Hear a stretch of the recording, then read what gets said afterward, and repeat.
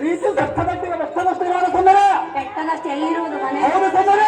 ಕಾಕ ಆಯ್ತಾ ನಿನ್ನ ಆಸೆಯನ್ನು ಮನೆ ನೋಡು. ನಿನ್ನಂದ ಹೇಗಾಗ ಸುಂದರಿ ಅಲ್ಲವಾ?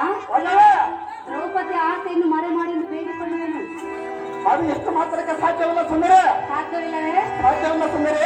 ಆಹಾ ಆಹಾ ಓಹೋ ಓಹೋ ಪತಿಯೇ ನಿನ್ನಲಿ ನಾನು ಪ್ರೀತದಲ್ಲಿ ಬೇಡುವೆ ಇನ್ನು.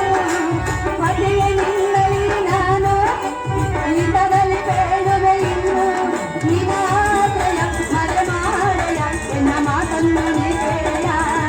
ನಿನ್ನ ಆಸೆಯ ಮರೆ ಮಾಡಯ ಎನ್ನ ಮಾತನ್ನು ನೀ ಕೇಳೆಯ.